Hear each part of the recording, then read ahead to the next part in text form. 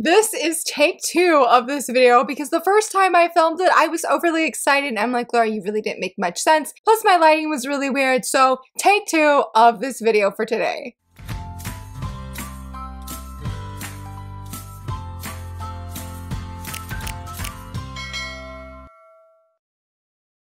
Hello friends, happy Wednesday. So very excited that you're here. So excited I'm here and that I'm going to be much happier with this video because the first time I was like, you're just repeating yourself, which isn't always bad to repeat yourself and drive home your point. But yeah, it was just too much. It was just too much. But it's Top 5 Wednesday, and you guys know I always get overly excited about these videos, and hopefully rightfully so, because it's always fun to talk about manga. But in case if you're not familiar with Top 5 Wednesday, in a nutshell, basically each week I answer a prompt using 5 books, but in this case I do manga to reflect the said prompt. And today's prompt is teen reads. It is teen read week and we are getting involved. I had actually never heard of teen read week before, but when I was looking up information about it, basically it's a week to help encourage and in a positive way push teenagers to read books, to really try and hone in that love of reading. And so today, as we get involved in this awesome week of teen reads, we are going to share books that are geared toward teenagers that we would recommend, maybe because they're a favorite for us, or maybe just because we feel like it would be a great place to start when it comes to really wanting to get into books. Because I know for me, high school was a really influential time where that is where I started to love reading just because I loved reading. Like, you know, before that, I'm sure obviously all of us have read some kind of assigned reading that we're like,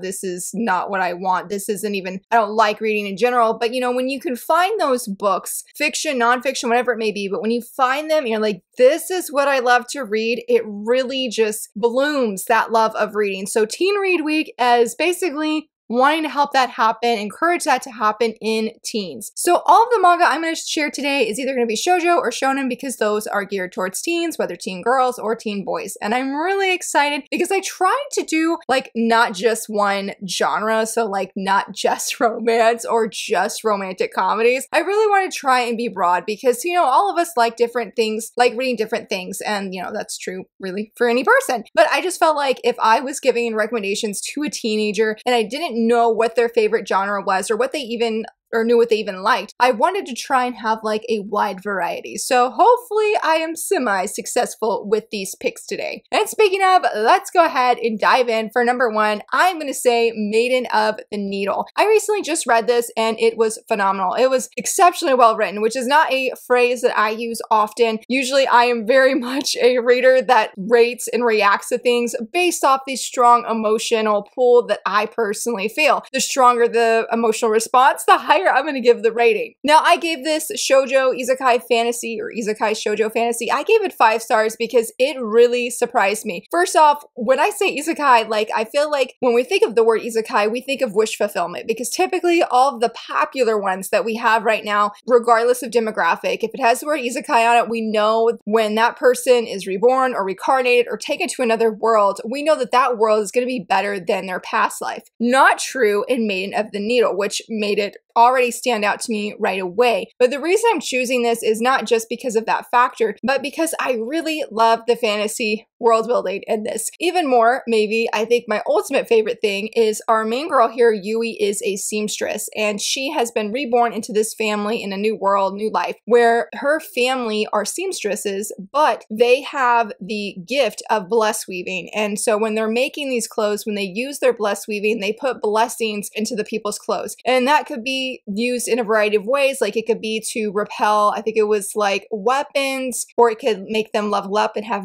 higher magic powers. Like it really just depends on what I guess they ask for and what the blessing will be on the clothes. The thing is Yui has been, you know, reincarnated into this family, but she does not have that gift. And she is treated so horribly, like this is legit abuse that she is facing. It's not graphic or anything, but it is really upsetting to see that Yui's life now is significantly worse than her past life. Thankfully, there is a young man that comes in, and I would say like he's a knight in shining armor, but not in a romantic sense, but he comes and he gets her out of this situation and he actually hires her to be his seamstress. And that is when things really start looking up. We see a lot of beautiful things happen. One of those being where she is really being able to use her abilities because she's, even though she doesn't have this gift supposedly, her skills as a seamstress is top notch. Like, she makes a comment and other people that she can sew just as fast as a sewing machine, but she's doing it by hand. So she does not have any kind of sewing machine, but she's going at that kind of speed. Even though she's going that fast, the work is exceptionally well done. Like, it's not sloppy or anything like that. So we're seeing that throughout this first volume, and there's no romance, though the end cliffhanger, and I'm like,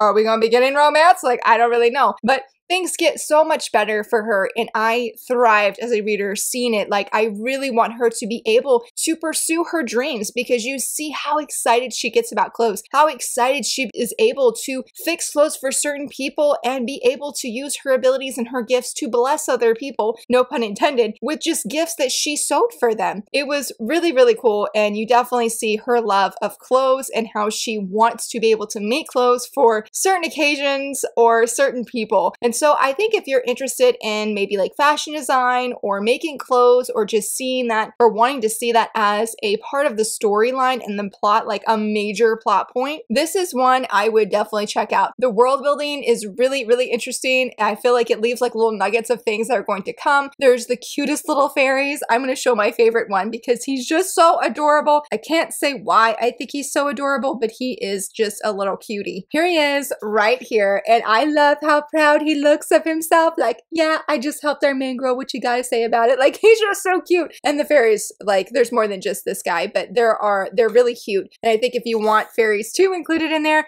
so much cuteness. For number 2, this one is not a fantasy, and that is Tamen's B-side. This is a new release, and I forgot to mention that Maiden of the Needle is also a new release. There's only 1 volume of the manga. I think the light novel has 1 or 2 volumes. And so Tamen's B-side is also a new release. It like came out, I think, just last week. I read a digital review copy of this, and it was a whole bunch of fun. It actually led to me getting it physically. But I chose Tamen's B-side because I think if somebody's really into like K-pop and idols and such, this is such a fun one to check out. This is by the same creator that did Takane and Hana, one of the funniest manga I've ever read, and I definitely have a review on this channel. So I was very curious about this, and so I feel like, yeah, if you like idols and you want something very funny, it doesn't look like it has any, well, it didn't have any romance in this first volume, but there was something that happened near the end that I was like, okay, that looks like it's pretty, like some romance is going to be forming. I want to know more, so I ended up picking up the physical volumes. But here's the thing. So this story actually centers around Yutake?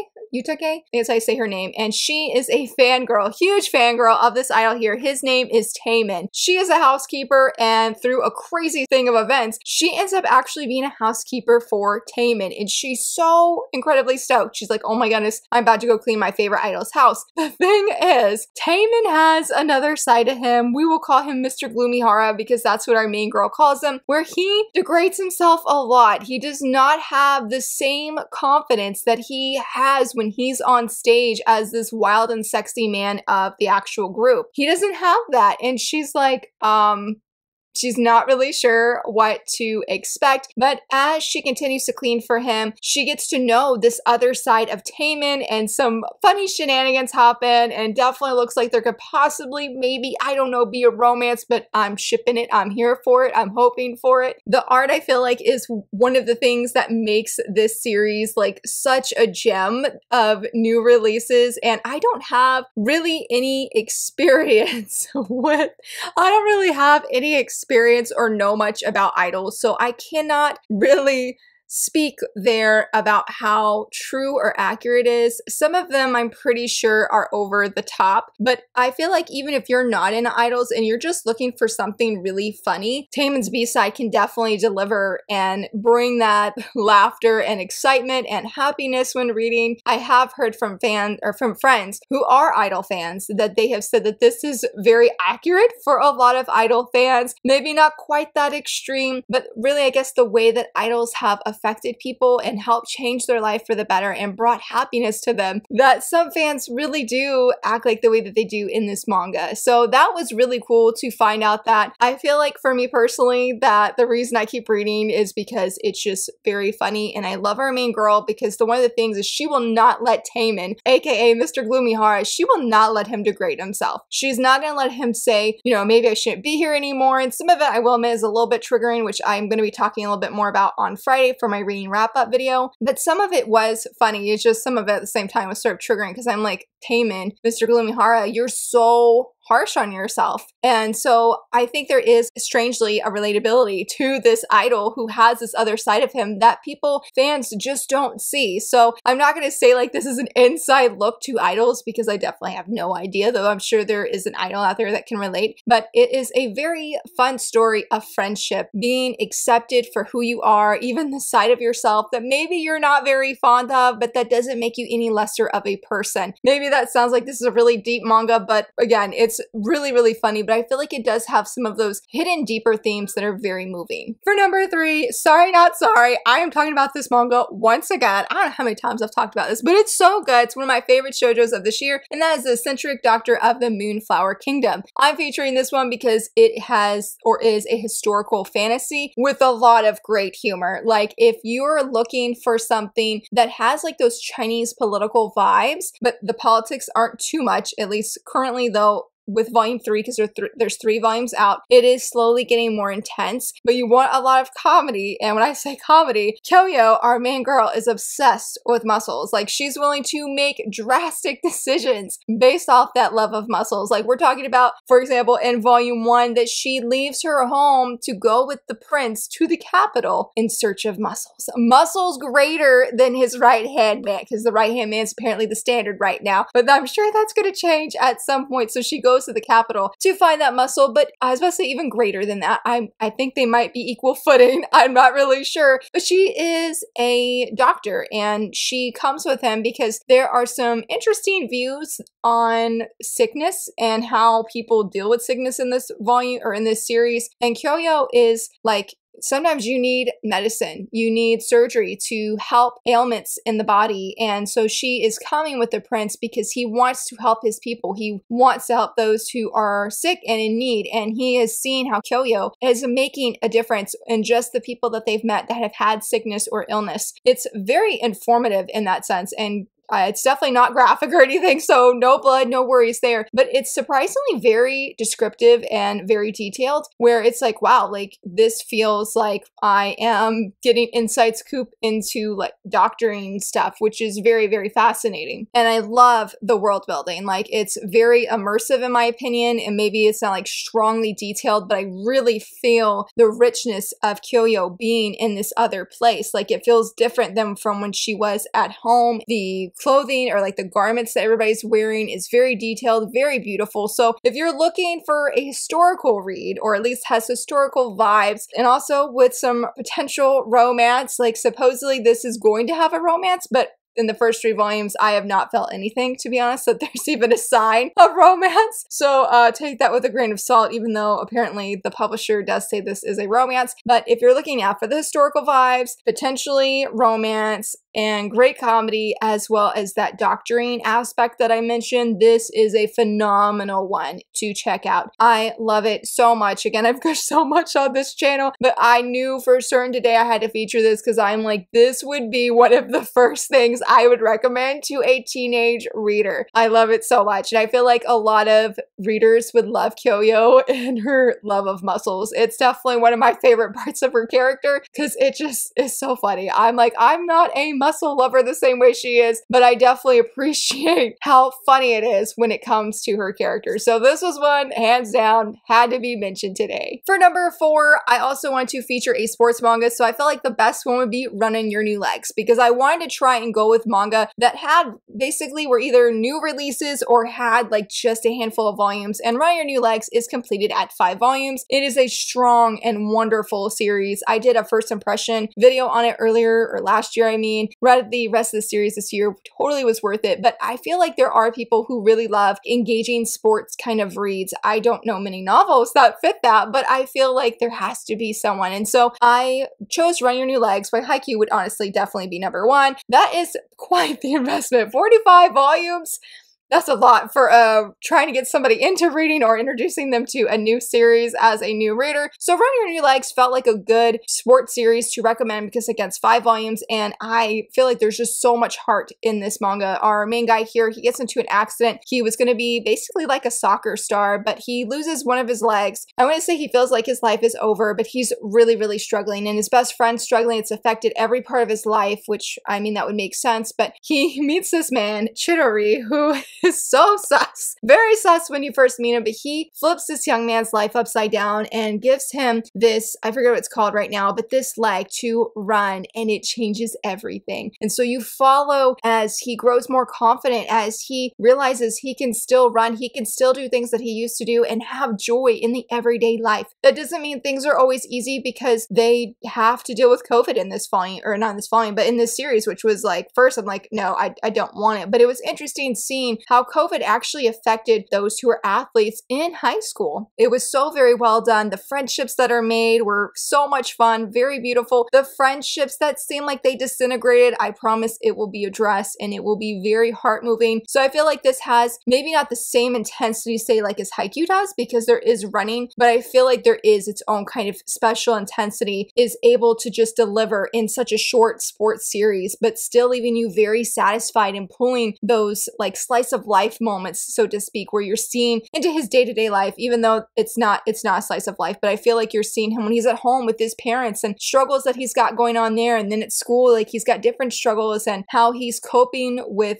COVID happening and having his eyes open to a whole new other world when it comes to sports Paralympics, which he never imagined is something that he could ever do. I highly recommend this series, even if you're not into sports manga or even into sports in general, like fiction or real life. This is still a phenomenal series that I would highly recommend. I definitely at some point need to do a full review of the whole series because I had so many things I wanted to say, but I was just too lazy at the time to film. Yeah, present me is upset with past me. But again, I would highly recommend this, and I feel like it'd be just a great read, and had to recommend this one as well. For number 5, I realized like none of my picks actually had romance, which is pretty funny. So we had to throw in one of them, and that is Miss Miyazen Would Love to Get Closer to You. As you guys know, I recently did a poll this week. As of checking, Miss Miyazen is second, even though it was trailblazing everything else. But I am still planning to review it on my channel during the month of November because I feel like with 25 days of shoujo coming, I would like to change it up. We're gonna see how it goes and do a little bit of shonen, especially, anyway,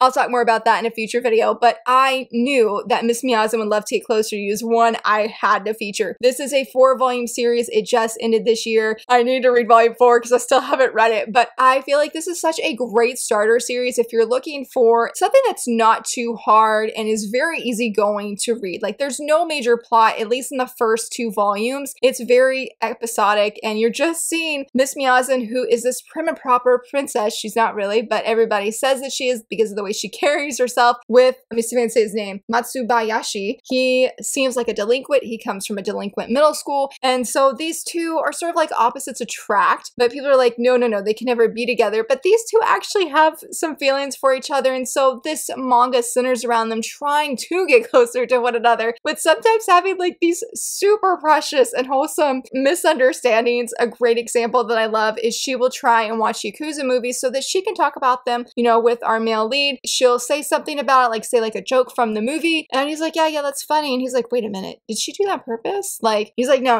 she wouldn't have. When in actuality, that is why she watched it, but it sort of like went over his head, or he sort of denies it. And the reverse happens too, where Miss Miyazen feels the same way when our male lead tries to do something. Now, as the series goes on, it definitely has some more plot, and we definitely see some very sweet, like I said, wholesome romance. Like this is going to leave you with all of the warm fuzzies. It's a very clean read, so there's nothing inappropriate. It's just these two getting closer to each other and you just viewing it as a reader. I would highly recommend this. Like, it's so good. It's so sweet. Very excited that people seem interested in me doing a video review of it because I'm like, I need more people to love this series and gush about them with me because it is a very quick read that is just so underrated. It's so underrated, but it's so very cute. So this is another one I felt like would just be great as a, you know, non-committed, or not non-committed, but like low-key commitment to a series where if you're like, I just am getting into manga, like this would be a great one to start as well. And I just want to get like a general feel or idea, like what is this whole manga thing? Or if you're already an experienced manga reader and you just want some wholesome romance, boom, this is it.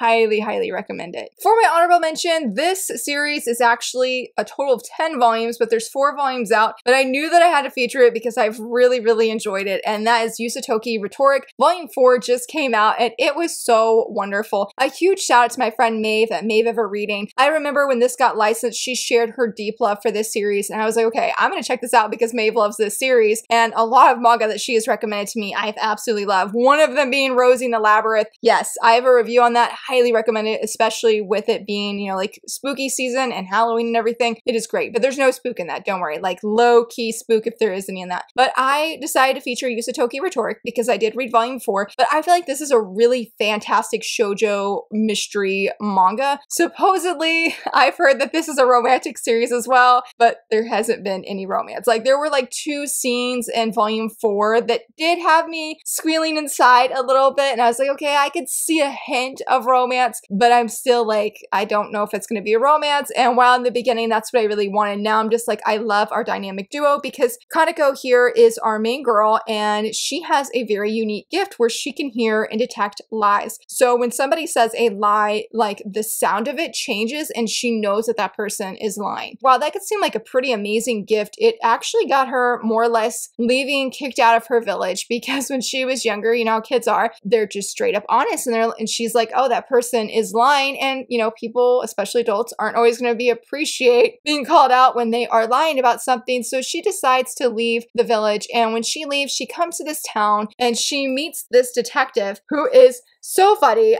His name is it Soma? Soma Iwai, I think is his name. But he meets her and he learns that she has this gift. And he was like, I would be dumb not to work with you and hire you as my assistant because that's a really amazing gift, especially when it comes to police work. Well, he's a detective, but still, when it comes to solving mysteries. And so this series centers around them as a dynamic duo going out and solving cases. The mysteries really give me Scooby-Doo vibes. Now, volume 3 definitely gave me past that. I was a little bit paranoid, had to keep my light on, like any room I entered at nighttime, but all of the other volumes have been very funny at times, great and fantastic characters, and the mysteries are very well thought out, and they're usually pretty short. The manga creator said in the latest volume that she's going to add like more characters, and that's going to be longer. The mysteries themselves, I mean, maybe longer, but I feel like in the previous like 1 through 3, 1 through 4, they're not that long. Like they don't go past 1 volume at that, and usually there's like some other chapters in there that aren't necessarily like related to the main mystery, but still super engaging nonetheless. So if you're looking for a mystery read that has some comedy and it has some like pretty thought-provoking